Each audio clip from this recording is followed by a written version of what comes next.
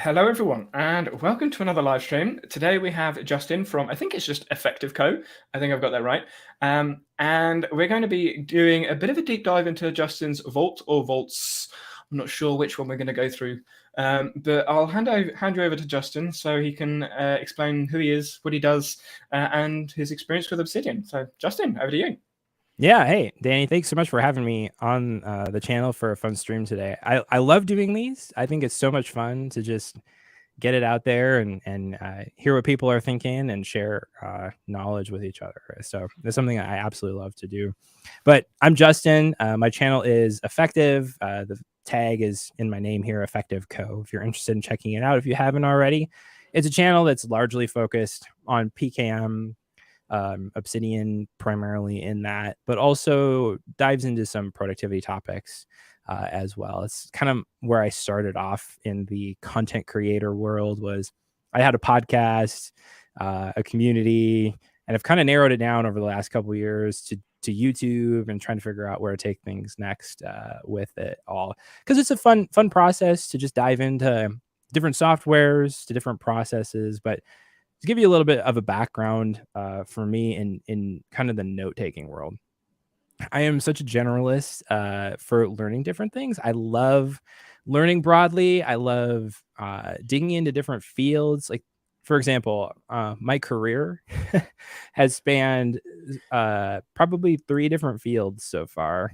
I started off in, I have a degree in computer science. So I started off in the programming area. But then I spent 10 years of it in IT, doing customer support and customer service and leadership in that world. And then I moved it back kind of into the software world for a while. And now I'm all in the online community world. And so I've been working in that space for a couple of years now.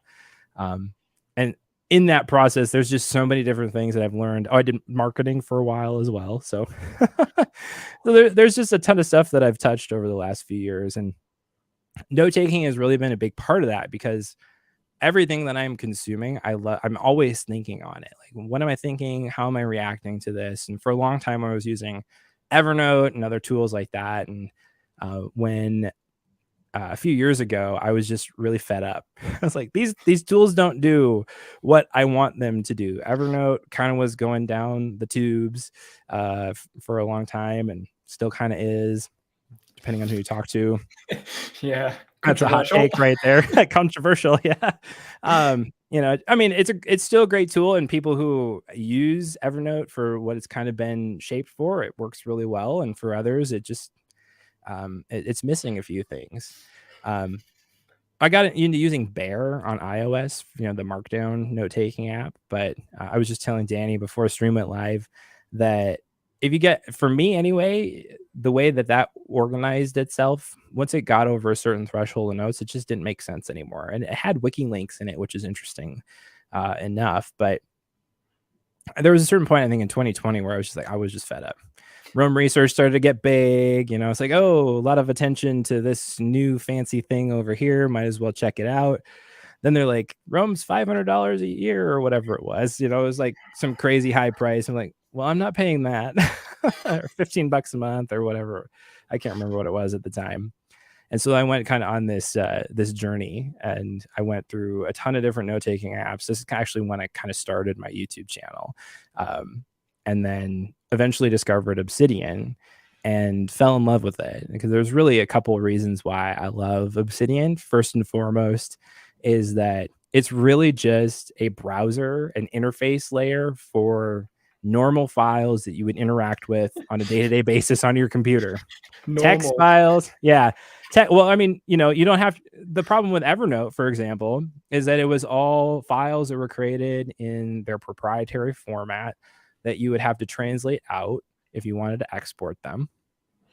And when you did that, you lost data in the process. Almost guaranteed there would be certain pieces of metadata or organizational aspects of it that wouldn't come over in that process of trying to get it out of the proprietary Evernote format. Because I did that a couple times, and it didn't work so well. Let's not mention Notion's export, because I've tried so many times, and there are so many letters, numbers, random links that I'm like, How did what? Yeah. Anyone going from Notion to Obsidian, I feel sorry for you. The exports just. Ugh. Yeah, well, and that actually gets into it because I've used Notion a little bit too for some other purposes, not really note taking, but more like bigger picture planning. Because I think there's some strengths that it has for that over a tool like Obsidian. But one of the things I really like about Obsidian, the other thing, is that it's offline first, and it's built for an individual first and foremost using it, versus built for a team as the monetization practice and then shoehorning individuals in it. I don't know how many tools that I sign up for as an individual and get like spammed all the time of like, hey, why don't you upgrade for your team here and use it here? And it's like, this is not what I'm using it for. So I love Obsidian. I think it's great. My use case has shifted, and the amount that I've used it has shifted so much over the last really 6 months. And a lot of it has to do with a job change that I went through and tech changes that I have gone through, and really just a need. Excuse me. Kind of fighting off a little bit of an illness here. Hold on just a moment. That's all right. Yeah, with regards to individual users, just to riff on that for a second, I find it interesting that a lot of Notion's, I guess you could say, original or startup or boost users were students because of YouTube creators and pushing them. And my sister was using Notion, and then when she came to my room, she said, "What's that?" So it's Obsidian. She looked at it, Cody didn't like it. Now she's all Obsidian. She can't stand Notion, and I'm the same. And every student I speak to now, I recommend Obsidian rather than Notion. And it's interesting how people, specifically students, are still stuck with Notion. I think it's because of, they say it's the look. You can change Obsidian more. So I would argue Obsidian's more flexible for the look, but I'm biased. Yeah, I mean, I think Notion, there is an aspect of it where it's more drag and drop. It's not like go install this plugin and change the look of it type of a thing. I'm sure we'll talk about plugins later on. Oh yeah, we will. But it's one of those things where I can see why there's a gravitation towards it. It's a little bit more freeform feeling. I tend to, when I think about tools like this, by the way, I tend to lump them in one of two buckets. There are these structured tools that really lend well towards keeping information in a structured format. And then there are these more unstructured tools that allow you to play with information a bit more. A structured tool would be something like a task manager or an outliner, a mind map software.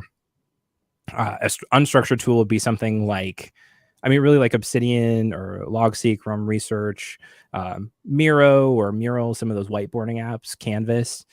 And then I think like Notion kind of sits in the middle of that a little bit, where there's definitely a structure and hierarchy to it, but there's very much a way that you can kind of freeform play with information. So it's this weird kind of hybrid mix of an app for stuff. And I can see the appeal in some cases, but sometimes there are the second and third order effects of using a tool like that you don't necessarily realize are there until you're like, oh, I want to get out of this, or oh, I'm on an airline and I don't have access to Wi-Fi right now.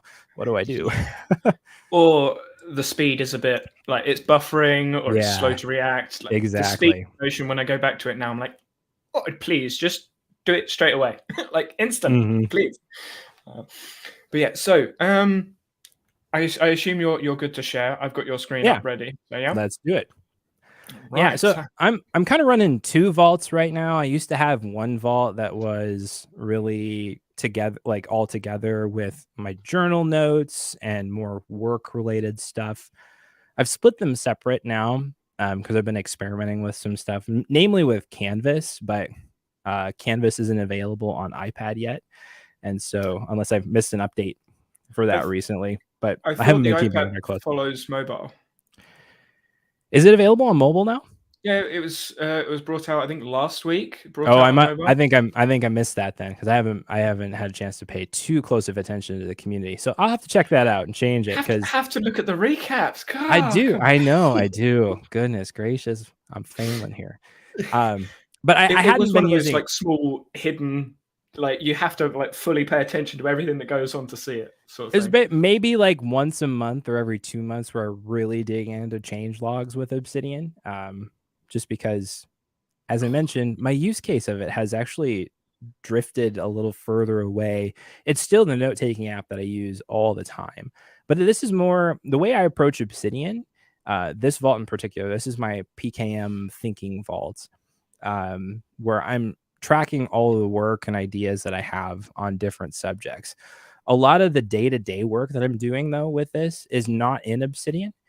Back before having a tool like ReadWise that could easily import highlights from books, and now ReadWise Reader, which I heavily use, that's importing highlights from articles and YouTube videos and things of that sort directly into my vault.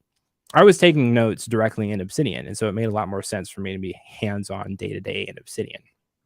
So for now, though, I'm really in Obsidian primarily to manipulate ideas or to synthesize ideas together when I feel like there's a need for me to do that. Or if I am taking notes on, say, a course that I have paid for.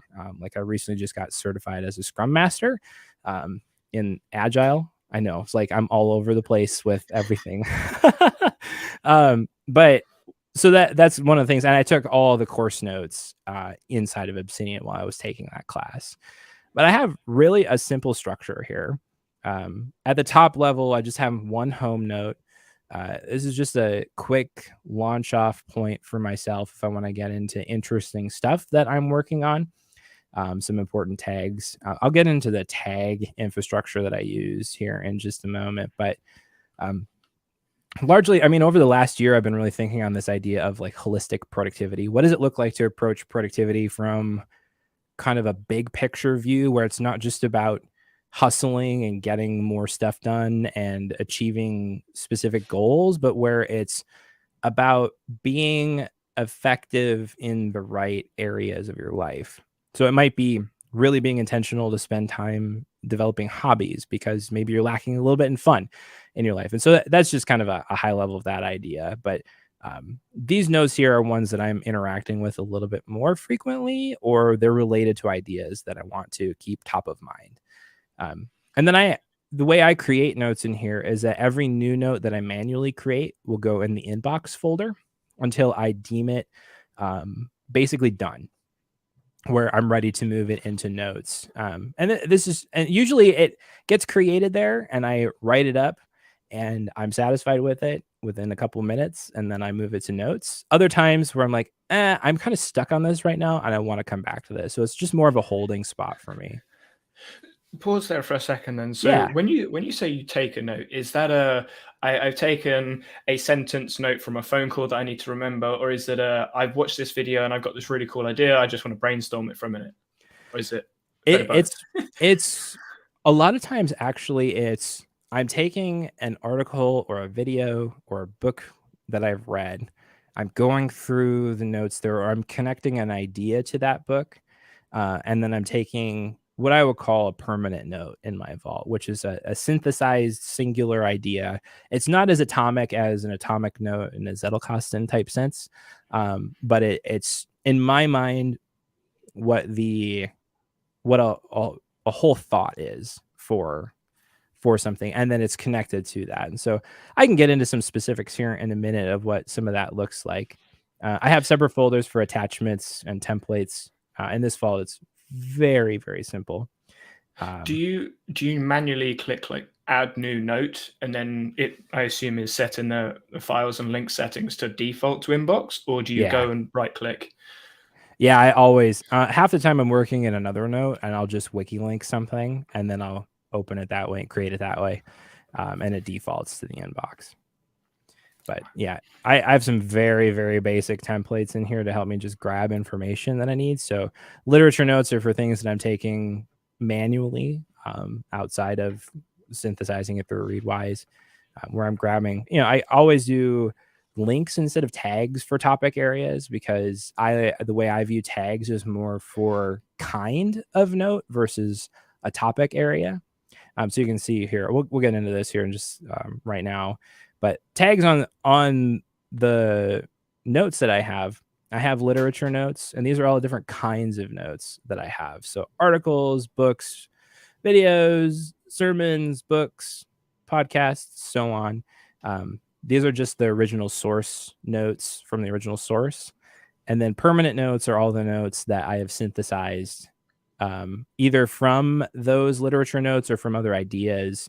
Say maybe I'm doing my ReadWise review sometime in the day, and I get an idea, and I'm like, oh, this is connected. This book is connected to this one, and this is the idea that I'm kind of fleshing out, and then that will go into a permanent note.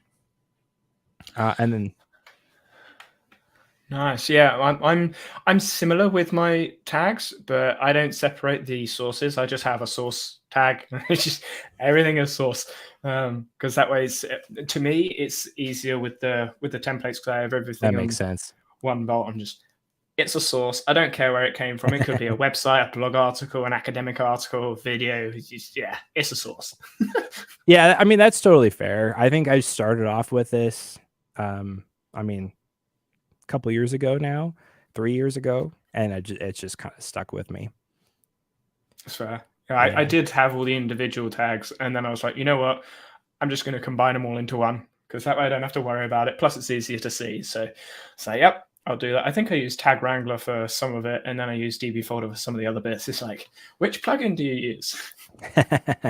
I love Tag Wrangler. I mean, that's just, I don't know why that's not out of box functionality in here, frankly, but just being able to merge tags or rename tags from the tag pane is so nice. I've done that a number of times when I've done some restructuring on my vault.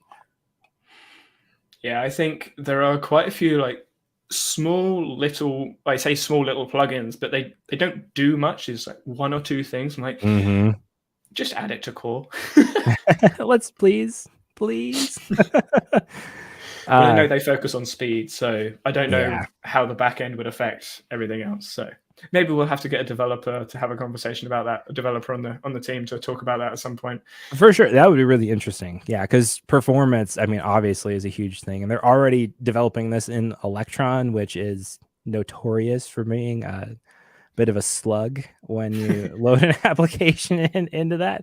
So it's amazing to see what they've actually done with this so far, and how quick it is. It's not like other apps like that. So they definitely have an amazing dev team working on this. Digging into here a little bit, notes is literally a single level folder where all of my notes go that are not synced in from ReadWise. So these are all the manually created notes in the vault. And then ReadWise is just the synced notes. That's a bit of the structure and the way that I approach it. I'm going to dig into my graph here for a second. As you can see, I've turned this plugin on earlier today of the File Explorer note count. I thought I had more files in here than this, but apparently it's only 587. But to me, I think it depends what's in the note, because when 100%. I look at some of my notes like 7, 8, 15,000 words long, like some of the larger ones. I'm like, oh, it's just one dot. Yeah, that one dot could be a lot of stuff. Yeah, I mean, there is a lot of stuff here that I've kind of centered around. There's some books that I've really spent a lot of time going in and reviewing and doing some summarization on highlights and translating those into permanent notes and connecting those to other ideas. And other times I haven't done it. Yeah, life and time get in the way, and it's just the way it is. But it kind of comes back to this idea and philosophy that I have towards PKM, because I know the PKM space at this point in time is really, there's a lot of talk about tools. What tool are you using, and how are you connecting them all together, and what's the workflow that you have to get information from A to B? And the way that I think about PKM is from a person-centered view. All the connections are happening here. The tool is not doing that for me. The reading that I'm doing, it is helping me make the connections. The ReadWise reviews that I do help me make the connections. I don't know how many times I have come back over highlights doing a ReadWise review. I was like, that is totally connected to an idea in this book that I read recently, even though I read that book 5 years ago. And that's kind of the magic, I think, in a lot of that. It's it's just encountering those ideas again in a way and in a new fresh perspective where maybe it meant one thing to your old self and your current self, it means a completely new thing. And I love that because it's like discovering it all over again. And so I don't really see Obsidian kind of being the locus of my system, but it's more a place where I can, first of all, get an offline backup of a lot of these highlights and notes. But then secondly, where I can spend some time on paper, I guess, fleshing out the way that I'm thinking about something. And sometimes I don't need to do that. Sometimes I'll do that somewhere else. Sometimes I'll write it in my notebook. Sometimes I will just write it out on my iPad using an Apple Pencil. Sometimes I'll just, wherever I'm at, it just really kind of depends on where I'm at that moment. It doesn't all necessarily end up here because what matters is me making the connection in my head, and then I can do something with that. It doesn't have to be, I'm a very intuitive person as well. I'm not like a hyper structured, very organized individual in the way that some people would see somebody who teaches this stuff, I guess. But that's the secret of all PKM users and creators. They're actually just a complete mess. Yeah, they just make videos about how they'd love their setup to be. It's kind of true. This is kind of a funny story though, but there was one time I was asked to do a video for like my OmniFocus setup because I used to use OmniFocus as a task manager. And it was literally a setup that I had contrived like 2 weeks prior. And I was like, oh, this is great. I love it. It's working well. And then like a week after I did the video and it got published for some other channel, it literally just, it fell apart. Like I couldn't do it anymore because it was too much fussing about for myself to try to do it in that way. So I mean, that's just an honest, like behind the scenes type take for some of this stuff from a creator. Is we can create some pretty cool stuff that looks good on the surface, but sometimes in practice it doesn't always work that well. That's why like my setup is just so basic. It's just here's a file called brain dump where I just write stuff. That's it. The only complicated part is I have a button at the top using Commander and Quick Add to add stuff to it from anywhere. That's the most complicated part of it. It's just I want a button to click to type stuff. Yeah. Yeah, I think I would do more of that level of like just inserting stuff into my vault on a day-to-day basis if I could use it on my work computer, because that's the computer I'm using day in and day out. But just the industry that I'm working in right now is really locked down for the tech that we can use. And so unfortunately, my only option is to use an iPad, and sometime for if I want to like get something, and sometimes having a second screen in front of me like that on a different device, just it doesn't, for whatever reason, it just doesn't jive, and I don't pick up on it and I don't use it as well. I even tried this in the past, again, coming back to OmniFocus, when I was using that primarily as my task manager and I was stuck on a Windows PC all day for work. I just couldn't get myself to use it on a separate device. I don't know what it is, but it's just that mental context shift that I think made it difficult for me to do. And so that's what kind of why Reader and ReadWise has kind of been my day-to-day operations for PKM. And this is more of the place where it ends up landing and getting developed over time. Interesting. So even though I'm in Obsidian almost all day, because I'm always writing or researching, which is the same thing, arguably, I actually add a lot of the stuff on my phone because my phone's always there. And even though I could do it there, like I'm focused on whatever it is I'm researching, whatever it is I'm writing, whether that's Zotero, Obsidian, or an article that's up. So I know I could do it on my right screen in Obsidian, go up and click, blah, blah, blah. Same thing as on my phone. But on my phone, I'm like, right, I'm now thinking about this idea. Okay, that's the idea down. And then I'm going to go back to whatever it is. So I like the context switch so I can focus on whatever the idea was at the time. That makes a lot of sense too. Yeah. And I mean, it really just kind of gets down to the fact that everybody's different, you know? Oh, yeah. And the way that we process information, the way we approach stuff, it is always different. And that's where 100%. I've really pulled back from even the system mentality of, hey, here's this nice prepackaged system that you can use. That was really all the rage during, the getting things done days in the productivity world. It just doesn't work for everybody. And in fact, it can create a lot of extra mental overhead, I think. I want to touch a little bit on plugins here too. Go for it. Quickly before you go there, Yeah. that's the exact reason I've started doing Vault builds like from scratch. So people can just take the bit of the build they want and be like, oh, that's cool. I'm going to add that bit. I'm going to leave the rest of it, because if it's just a showcase of a template of everything, whatever, they're like, yeah, but I just want that one little bit. How did you? Yeah, so I'm like, I'll just build it all from scratch. Take what you want, leave the rest. And I think that's really helpful, because then it teaches people how to do some of the smaller things inside of an Obsidian vault.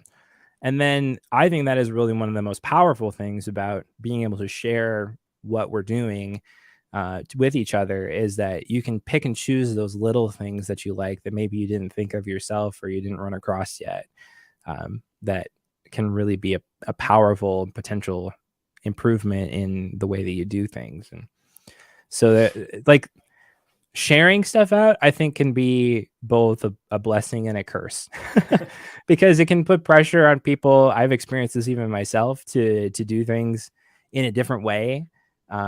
But it might not necessarily be the way that's best for you to do it.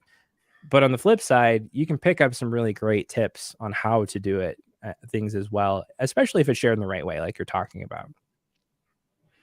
Yeah, there's a couple of recent plugins that I came across because obviously I'm going through the change logs. It's like, that's a really cool plugin. It does literally one thing, and there's like no downloads on it, but it's really cool. I think Toggle Meta YAML was the most recent one that comes to mind.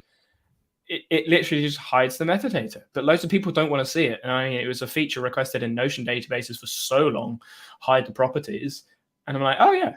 And I think it had 17 downloads when I first looked at it. It's just like, it's so cool. And it'd been out for a few months as well. But there's so many small things like that you're like, if it's not caught by either a creator like us that's sharing it online or discussed in the Discord, it's just a hidden gem. Yeah, well, and that's one of the challenges of having an ecosystem that has almost 1,000 plugins in it now. I mean, it's going to be almost impossible to discover some of those new gems, unless, like you said, there's somebody that's digging through it, like yourself or Eleanor, with Obsidian Roundup, and being able to like highlight some of those things. But it's otherwise, it's just pretty. It's a lot. It's a lot to keep up with out there. Let's be honest, right now. It's literally a full-time job. I remember the days when there weren't plugins, Yeah. Yeah, so long ago. But now you've got new plugins and updates to worry about. So you've got like the 800 plus plugins that get like updates, and then the new plugins that come out, and you're like, oh, okay, what am I looking at now? Right, yeah.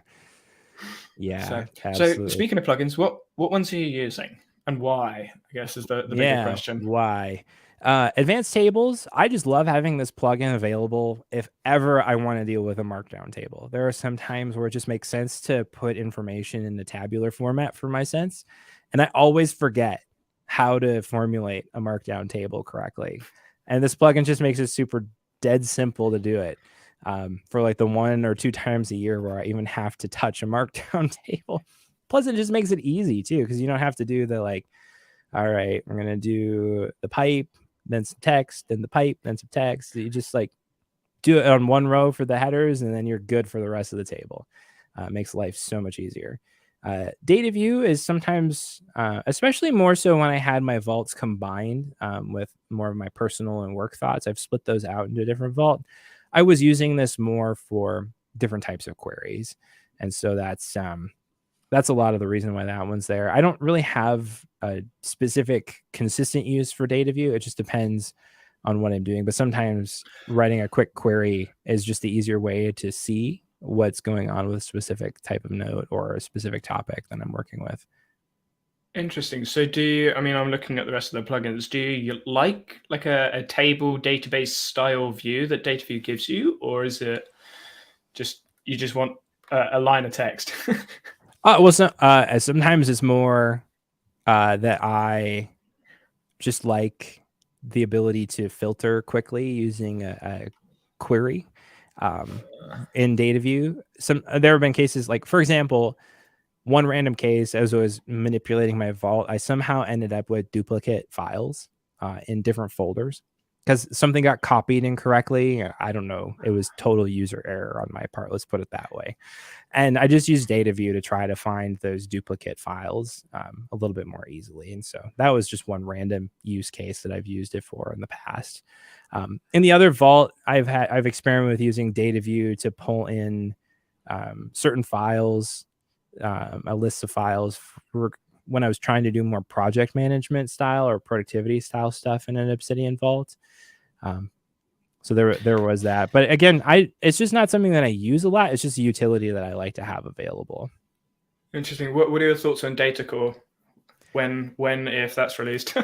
I actually have no knowledge of that to even say. Oh, okay. Have you heard of it? No, I haven't. I'm so out of the loop apparently.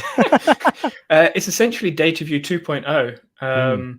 So it's the same developer as DataView, but they're developing Data Core, which, according to the README, is like Notion-like databases. So you can filter, sort, query, edit text stuff. Interesting. Same as DataView, but in the actual query block, that's what they're working on. Yeah, do you I reckon think you'd use that more? Maybe. Very possibly, depending on. I've been so like averse to complexity lately. Let's put it this way. That I've been really stripping things down. So, for example, I mean, I'm kind of running my life out of a notebook right now. That's what and it's a bullet journal. I use that, but I have kind of gotten fed up with the complexity that comes with running your life in digital systems. Sometimes there's just sometimes a mental overload or a mental load that has been too much friction for me in the moment, and it's probably just the season of life that I'm in right now that's causing me to feel that way. But I've been really trying to keep things as absolutely simple as possible, because the more complexity that I add to it, it's the more management that I have to do of that complexity over the course of the long term. And I know myself that if something gets too much friction in it, I am not going to use it. And so my main mission in anything that I'm seriously trying to use is to eliminate that friction as much as possible. If I don't have to make a decision, if I don't have to maintain something, like I've always wanted to do some stuff with like some self-hosted apps and things like that in my house, but then every time I try to do it, I'm like, this is too much work. And everybody who is like a sysadmin is like, this is not that much work, it's really easy. And it's like, well, every hour that I have to spend troubleshooting it is an hour that I could be doing something else that I'm actually enjoying doing. And so there's that I have to factor in as part of it. And so if I have to mess with something, or if something's buggy, I'm really disinclined to use it. And so I guess with the whole data core conversation is, one, I could see that being kind of powerful to use in the context of, like, I used to do content calendaring and things like that inside of Notion. It'd be great to be doing something like that inside of Obsidian, because it's locally available. It's already linked with everything else that I'm working on inside of there. It can kind of be that one workspace that I have for that type of work.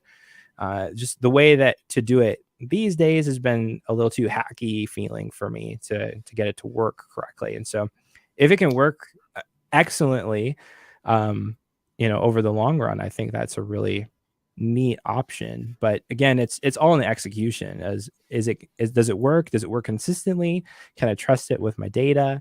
How does it work, I guess, is really the question in my mind. Yeah. So you said you used Content Calendar briefly, sort of like hacky solutions. Is that using Full Calendar or Fantasy Cal, or? I've tried it. I've watched videos on people using Fantasy Cal, and then there's I think the new Projects plugin that does some of the Notion style database views. It just hasn't felt right to me yet.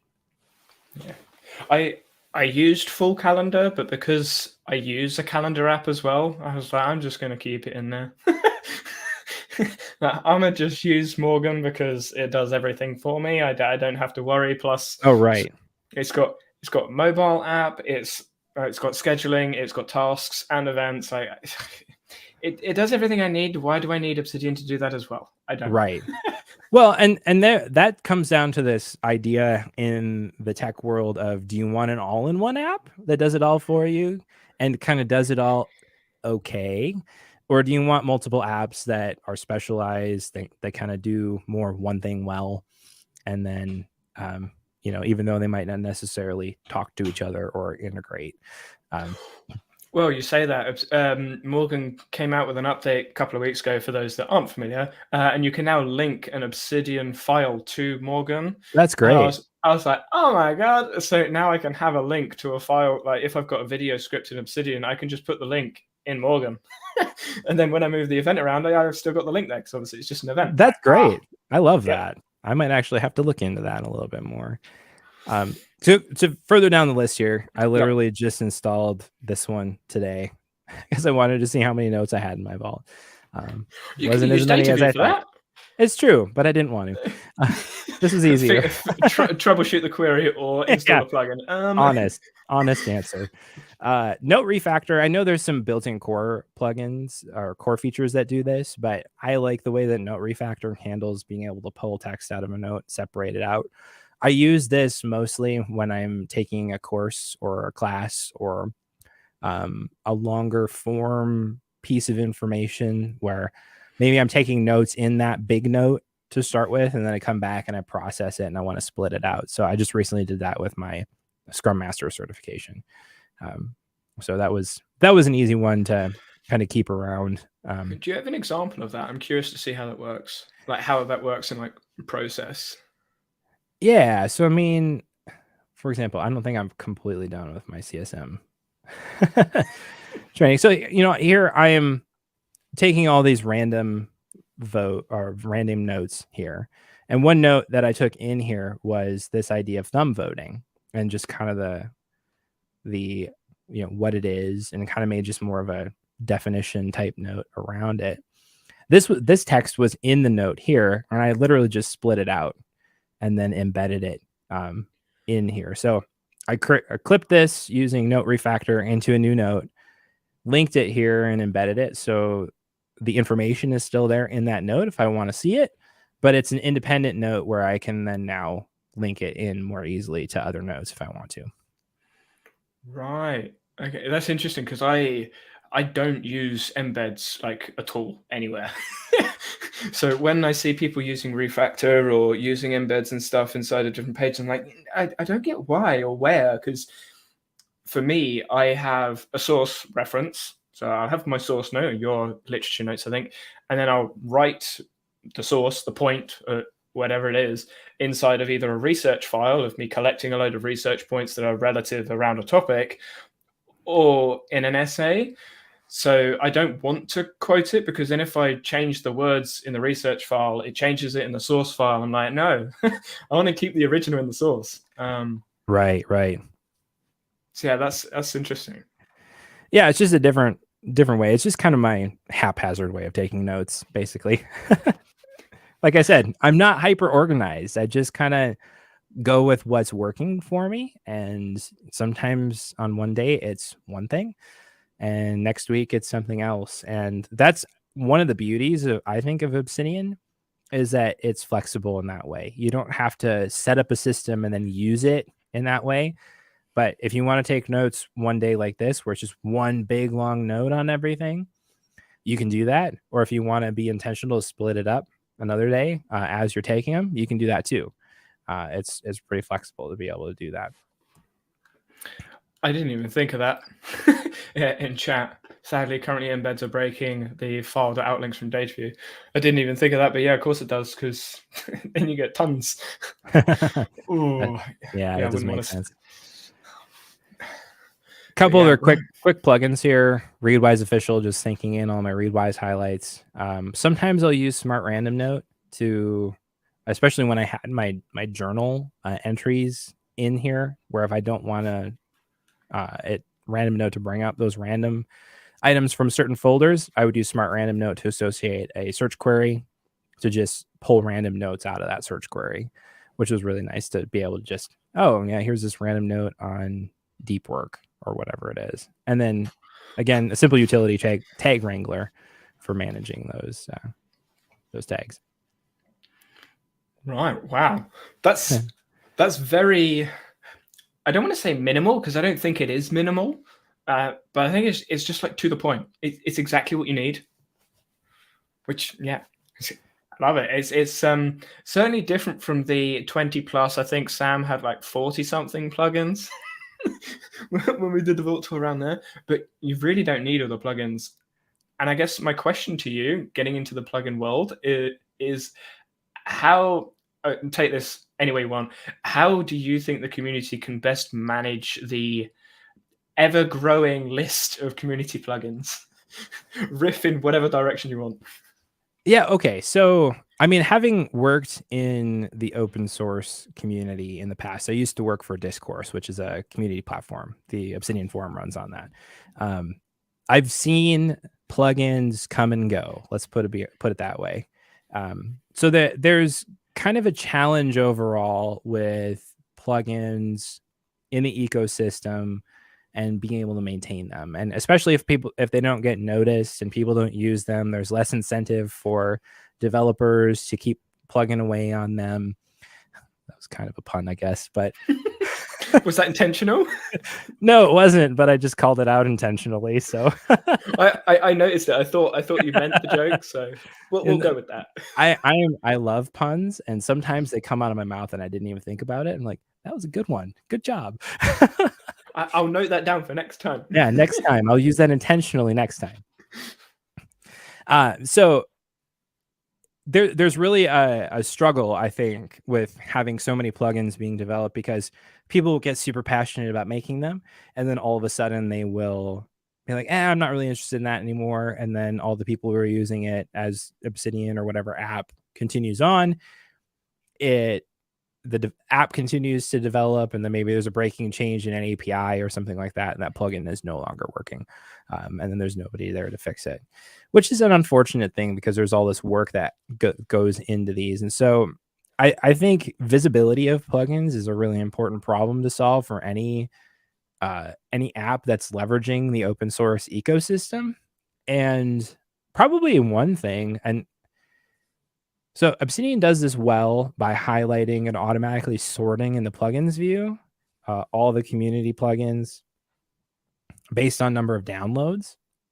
So, I mean, you can see Advanced Tables far and away is one of the most popular plugins out there. But, I mean, you can scroll all the way to the bottom of this list, and, I mean, there's tons. I mean, even a few that don't have any downloads right now. So there... Two of them came out like yesterday. Yeah. So I had a look at the thingy yesterday. I was like, oh, 2 more plugins. Let's keep going. Yeah. So for some of these smaller ones, I mean, some of them very clearly are niche. You know, very few people may need a plugin that's going to do a certain function. It's great that it's available, but one of the things that could potentially be a positive way is just having a spot to highlight new plugins and say, hey, here's like 10 plugins that came out in the last month that you might find have some interesting, you know, kind of like the App Store does on iOS, where they, at least in the early days, it was very highlighting like new and interesting applications or uses of apps. And there could be an option for that. Because I mean, if you think about it, this plugin interface here is really an app store. Yep. That's really all it is. And if you can highlight some of these options, well, that's nice. I didn't realize that there was a search or the sort functionality there. I was about to ask what you're sorting by. Yeah. That was added about a month ago. Yeah. So it's a fairly recent one. I say that because over Christmas, I assume the dev team were like, we're going to take a break. Let's not review plugins. And then in the new year, they're like, hey, we've got loads of plugins to review. Let's do them all at once. And essentially like 60 plugins got like, verified in 1 week. That's a lot. I was like, I got to sort through all this. I did a recap on all of them. but it's like 20 minutes of me going through like 60 plugins. It was a mammoth task actually going through to see which one works, which one I believe it. didn't, and but I got through it all. I'm good. But having that sort feature, I was like, yes, I just need a filter one now. Right. Yeah. And that some kind of a filter in here might be a really great idea for that. But I think a lot of this is, I think it's great that you're doing some of that highlighting. And Eleanor obviously is doing some highlighting in the Obsidian Roundup when that comes out. And so some of the community powered aspects of it, I think, are really powerful in that. But because Obsidian seems to be very approachable for people to develop, yeah, that's a great idea, as in not compatible with warning. Something else I want to add there, because when I went to test out Metadata Menu as a plugin, because there was an update for the canvas, I was like, oh, this is really cool. Because I have all of the plugins in one test vault, so I have like 714 plugins installed in one vault. I have them all like deactivated until I'm actually using the thing. Otherwise, yeah, it like Obsidian's like, hold up, give me a second. I got to do everything at once. And I didn't realize Metadata Menu needed data view to work. So I didn't have data view on because I had it disabled, like all the other plugins. And I was like, it's not working, it's broken. I went to the GitHub repo, but I needed to understand what a GitHub repo is. Average users don't necessarily know that. I was like, hey, it's broken. And I went through this conversation with the developer, and they went, oh, yeah, you need data view active. There was nothing in the README. There was no notification. Now there is, because they've added a pop-up notification saying, make sure data view is enabled. But that would be a really nice warning on like the front end. DB folder is another one you have to have data view with. Or even an API to like say that there's a prerequisite saying, hey, you know, like when you activate it, it automatically checks, is data view installed and activated? And if not, it flashes a warning. Something like that would be great. Yeah. I know exactly what this. I mean, I don't know exactly where the comment is because I've had quite a few comments like this saying that the community should combine plugins. The issue is that some of the developers have different languages, so you can't just go, "Hey, we'll merge that together." It doesn't work. And some developers have the ability to do some features and not others, and another developer's got like another. So there's loads of hotkey plugins. There's great examples where it does all these hotkeys, and like half the hotkeys are covered by another plugin, but then the other plugin's got a couple that you don't have. So you're like, well, I'll have all 4 of these hotkey plugins because it gives me different ones everywhere. I'd love it all to be in one place, but I don't want to discourage, like Sam was saying, well, it's a few months back now, I don't want to discourage developers from making new plugins because it's helping them learn open source. That's the point. Mm-hmm.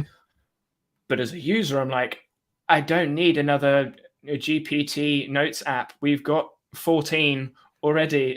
100%. I don't need another one. Well, I think some of this comes from curation on the Obsidian end too. You know, instead of just throwing everything into one big searchable repository like this, maybe there's some curation to say, we've already got a plugin that kind of does this. You know, what differentiates this? How can this developer differentiate it? You know, because it's, I mean, obviously you're not going to dissuade someone from posting an app on the App Store because it's similar to another app. But when it's like basically adding user features to a software like this, it can get really overwhelming. You know, and part of it is that maybe there's a certain threshold where a plugin needs to be, I don't know what that would look like before it ends up in here versus just, hey, I made a thing, let's put it out there. Okay. I don't know what kind of criteria that they have for submitting plugins to the store, but you know, for the plugin repository. But I mean, if we're adding 20, 30 plugins a month or something like that, that's a lot of plugins.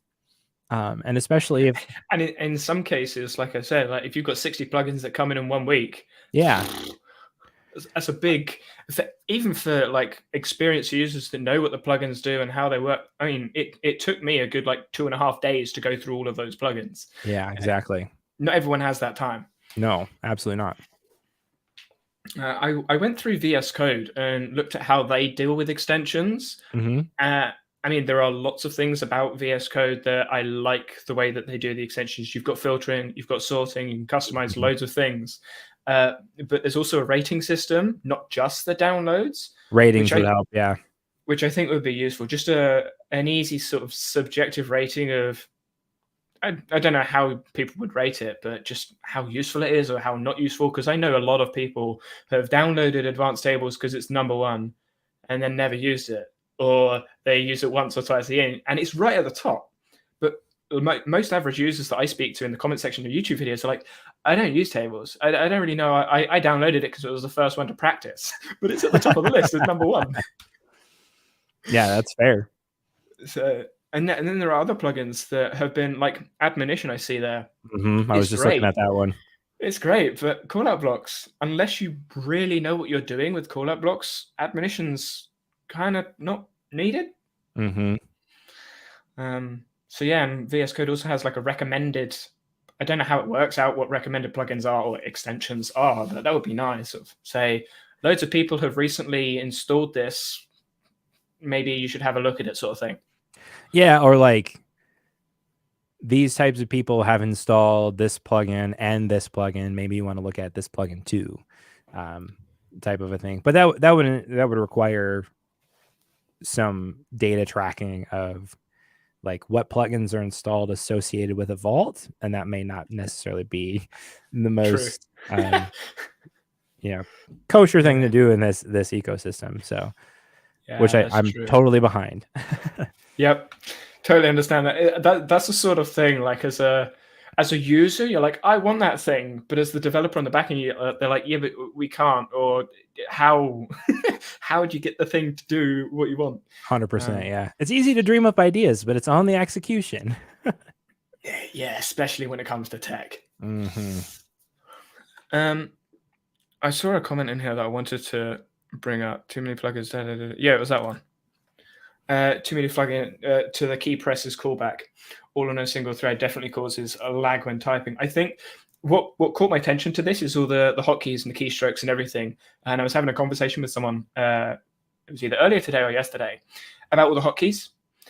Because the more plugins you have, the more commands you have, the more hotkeys you get. And you're like, oh yeah, I'll hotkey that, and I'll hotkey that. I actually found myself, when I was using QWERTY, I was like Control Shift, and then every single letter on my right hand had a hotkey. It was like Control everything else, and then Control Alt, and then a couple of others. It just became like a mash of what hotkey is, and I'm like sitting here thinking, what am I? And that's why I love Commander, because I can push buttons. But yeah, do you use hotkeys? I just use the command palette, really. There's a few things where I'll use hotkeys for that I am very consistently using. So I think I have command semicolon set up for templates. I have the same. Yeah. Is that the default one? Or I don't remember. Yeah, I don't remember. I've been using it for so long. Same. It's like 2 years of using the same hotkey. Forget what's default, what's not. Yeah, exactly. And then I think I just use some of the default hotkeys for note refactor, but it's nothing too crazy though. Again, pretty minimal, but I try to keep, because the more hotkeys you add, you also have to memorize what those hotkeys do. And so I try to keep it really to just what, like the repetitive actions that I'm doing over and over that are annoying to do manually.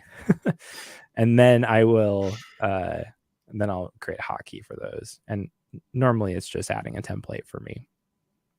Yeah, that makes sense. I have some hotkeys, but most of my hotkeys are all commander buttons on somewhere now. Obviously color coded, because got to add some color to Obsidian. Of course. But yeah, I think so someone was having trouble with the Zotero integration. And the Zotero integration plugin, for those unfamiliar, there are two import settings. There's a citation format and an import format. And they had set up the hotkey for the citation format and was wondering why the import format wasn't working. And we were sort of going around in circles. And I was like, where's the hotkey mapped to? It was because they were using, well, the hotkey was on the wrong command. I was like, there's the problem, which is why the comment caught my eye. It's like troubleshooting that the other day. Yeah, that gets to be a little tricky when you overload some of those things. And you're right, like Anytime you overload something on a single thread, yeah, you're in for a performance problem in an app. Oh yeah. So last question from me. You have the local graph up. Mm-hmm. Do you use the graph? I do actually. Sometimes the local graph in particular. Mm-hmm. I don't really use the large graph view. It's neat to see kind of the overall picture of your vault, but it's not as practical for me. I love sometimes just poking around, like after I've worked in a topic for a while, say off my like CSM nodes, for example. And as I've just gone through and I've connected ideas, I've thought, oh yeah, maybe I need to link this topic here because it seems related. What I'll do is I will take that local graph view and I will just pop it out to the main one here. And I will blow it up in, either 2 or 3 nodes depth. And it just helps me to see some of the correlation of topics. It's not something that I'm actively directly using that like consistently where I'm like, oh, I got to look at this and it's going to help me make all these connections and do all this stuff. Or like that's overloading the function of this, I think, a little too much. But it's just, I'm a visual person as well. Sometimes it's just nice to get a big picture view of in my vault, how is this thing that I have just been working on like relatedly connected to other ideas? And that really kind of helps me just to see that. So you here, I mean, it's really not all that crazy. But you can see as I get out here into this note, it gets into Cal Newport and deep work. I'm like, okay, I'm kind of noticing some trends in my vault. It kind of focusing around that. So that's to me is more trend mapping for myself. You can see it over here too, where it connects out to this permanent node that gets into Range, another book that I've enjoyed. It's been pretty instrumental and foundational to me in the last few years. Is that David Epstein's Range? Yeah. I read that as an undergrad. I love that book. I mean, it completely changed my perspective on generalism and specialization and being a generalist and being a generalist myself. I was like, oh, someone's speaking my language here. Thanks. I appreciate that. And it's actually allowed me to have a different mindset toward how I approach work and my life as someone who tends toward being more of a generalist than someone who is just wanting to specialize and focus on one specific subject area. Yeah, it's really interesting seeing all of the books in mainly self-development and productivity and help stuff. I'm like, most of this research comes from sport. Mm-hmm. So it comes from high performance sport performance most of the time. Well, yeah, like the whole concept of flow, which Yeah. is referenced in just about every productivity book that there is out there. I mean, that's very influenced by a lot of sports research because that's where that concept really people started to get the idea of like, oh, when an athlete is just in flow out there on the field, it does feel like time slows down. And then people are like, well, how can we apply that to our work and things like that? So. Oh yeah, exactly. Yeah, the reason I asked about the graph is I have it disabled. I mean, my vault is fairly large. I don't know how many. I think I like 5,000, maybe something like that. Okay, bigger than I thought. 6,000. I've been working recently. But yeah, so 6,000 notes. I don't think the graph, like the big graph, would actually show it. Probably take a couple of seconds to load. But the local graph, when you went on 3 depth, I'm like, no, I would look at like 200 nodes.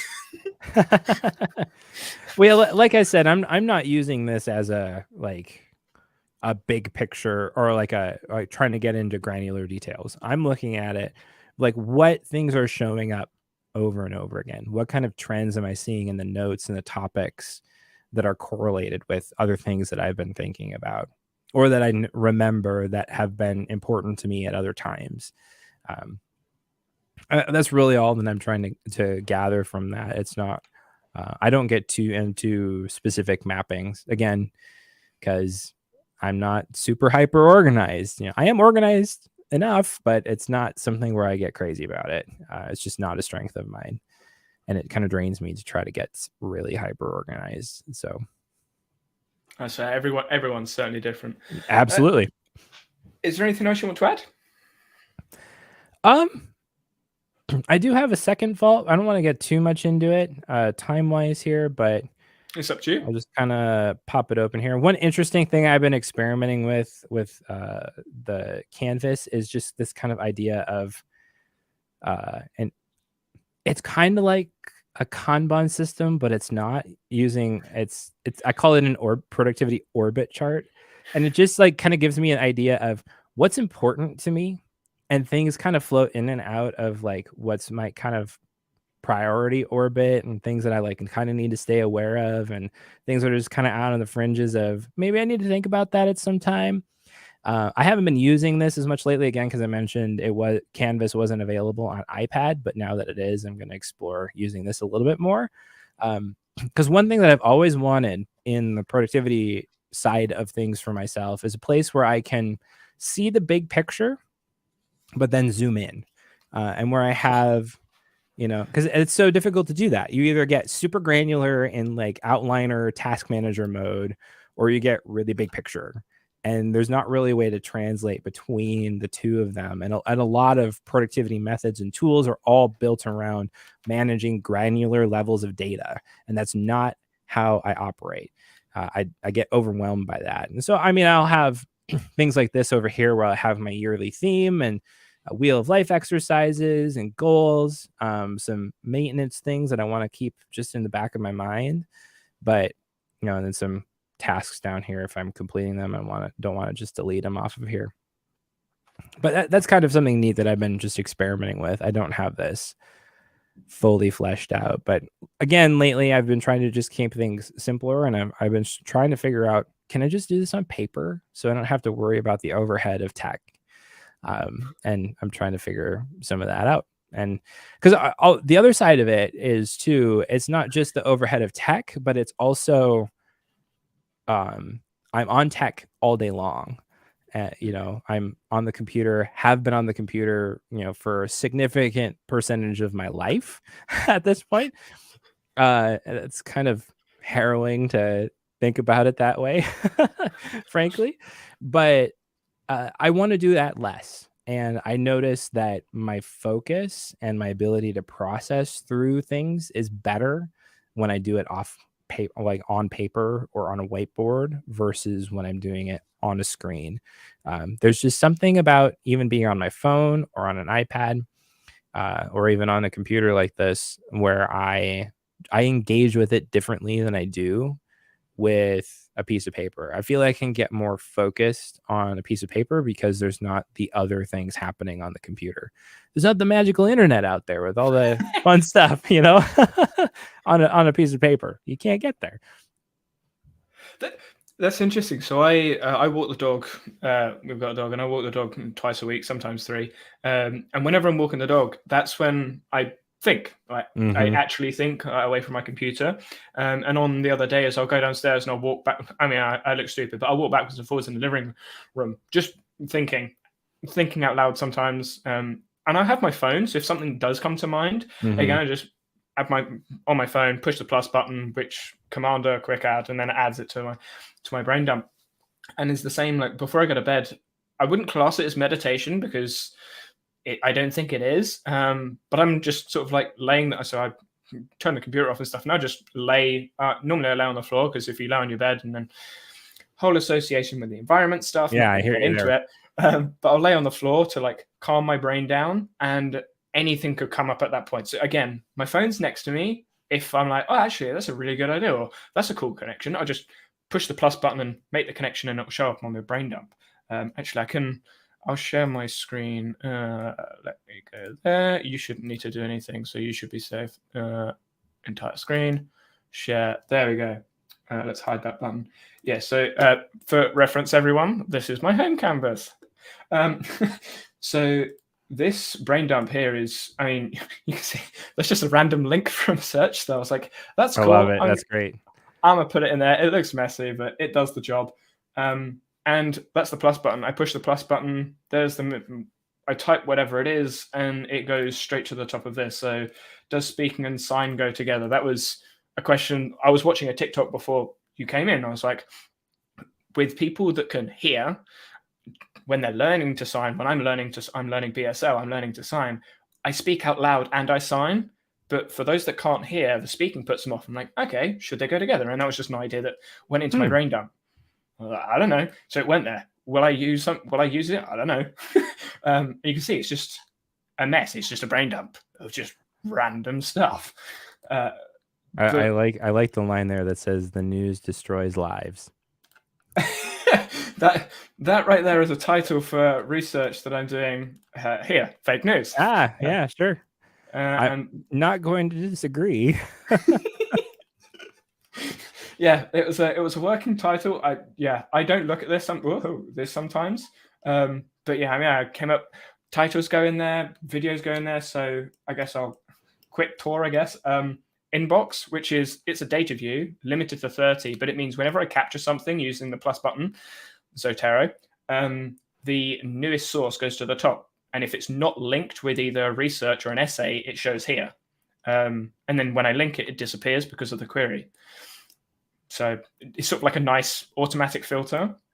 Research is, these are all the research files that I have. Well, these are 30. I think I've got 80 something of just topics, but it's filtered to the top 30. And I filter it, but I've sorted it through priority and status. So I know I'm working on these two at the moment. It's the fake news research and then academia because of the financial situations. Title ideas, same sort of process as brain dump, but they're just random title ideas that have come to mind at some point.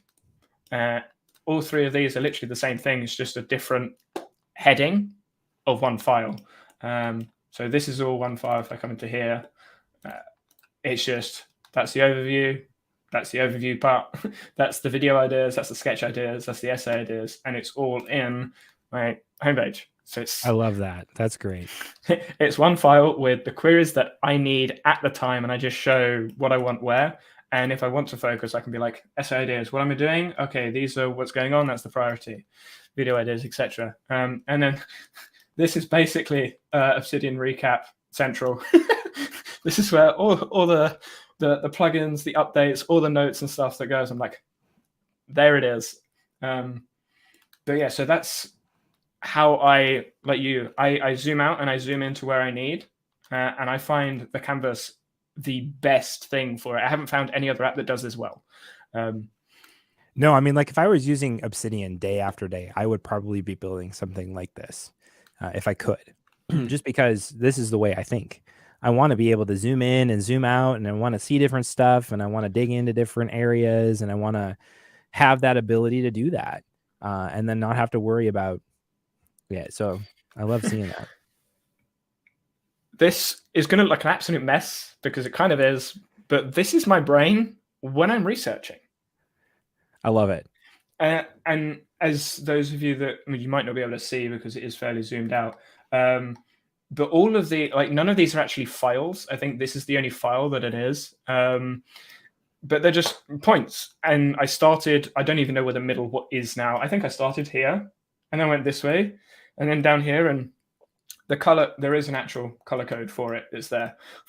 Red is bad, green is good, positive, etc., etc. So I can zoom out, dart around where I want, add things in as I'm researching and going. And it's such an overview of a topic, but also really narrow. And yeah, it's really helpful, especially when you can then do something like this, which is, so this is a heading inside of that took a bit of time. This is a heading inside of a file.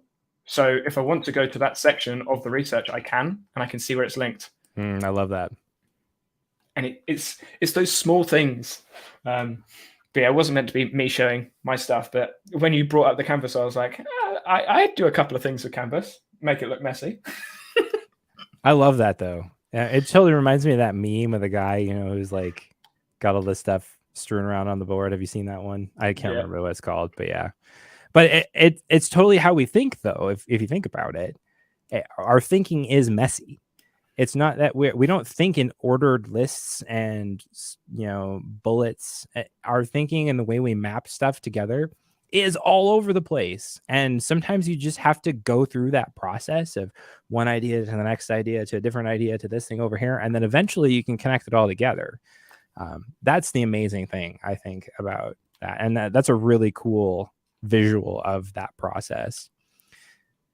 But yeah, exactly. I'm just sort of reorganizing it so you can sort of people can see. I know people that understand Obsidian will be able to see the connections, but people that don't. So I saw someone who was new in chat and maybe like, what in the world is going on? There's so many things. So this is the file I was talking about. It's the fake news research file. And I'll click on that. They're the headings. That's the outline plugin. They're the headings in the file. So you can see free speech, positive words, offset as psychology, and different elements, meta-ignorance, etc., etc. And some of these headings are actually in the canvas, like actually linked. So I shouldn't have clicked. Writing is a heading somewhere in here there. So I know writing is in this file, and everything underneath the writing heading, which is here, extended cognitive tools, blah, blah, blah. These are the reference notes I was talking to you about earlier. They don't actually have anything in there because they're just for reference later on, because I didn't actually do anything here. That's a whole other conversation. But it means even though in here it's just a list, in the canvas, that goes everywhere. It goes all over the place. And that's why I like combining sort of like the linear, this is just a file, this is simple stuff, with I'm going to brainstorm this and I don't know where it's going. I mean, a lot of these connections were made as I was doing it. The colors, like this is a serious connection. I have no idea what it is. What is it? Writing is thinking, and it goes to communication. Oh, okay, yeah. Now I understand why it was important. But that came as I was making the canvas. I wouldn't I'd make that connection when writing, but I wouldn't know how to be like, oh yeah, that heading here connects to a point up here. And I'm like, do I do a book reference or? Yeah, that would be a really weird thing to try to do inside of the note itself. Yeah, it's just like, do I block idea? Do I heading link it? Do I bring it up as a second pane and make it as a workspace? So Canvas is just easier. Yeah, saving a workspace. Right. So now we've finished the tangent. It was a good tangent, though. Let's be honest. I mean, I live in my canvas, so I don't know how valuable it was to other people. It's just me just talking my stuff. It gave me some insights. Like, oh, I could do that, something like that. You know, it just, again, it kind of comes back to that conversation we were having earlier about sharing snippets of how you work can give people ideas that spark something in them. Like, oh, I could maybe try to do that and see if it works for me. And well, that's what I'm thinking. So yeah, awesome. Right, I don't want to take up any more of your time. I don't see any other questions in chat. I haven't saved any. Anyway, excuse me. So do you want to plug anything? I do have a link to your channel in the description on YouTube. Yeah, that's really it. That's the best place to find me online. I'm not really active on Twitter or anywhere else on social. It's just, again, it's one of those things where I was like, is this worth my time right now? Probably not. But I love being on YouTube. I used to do a ton of live streams over on the channel, but I haven't been able to figure out a rhythm to do that with my current schedule with work and family and all that stuff. So I would love to get back to doing something like that. But yeah, if you haven't checked out the channel, Effective Co, as Danny mentioned, there's a link in the description. Best place to find me. And I really appreciate you having me on today. Yeah, it was great talking, great having a look behind the scenes, as it were. Yeah. So thanks everyone for joining, and I'll see you in the comment section or somewhere else online. Bye, everyone.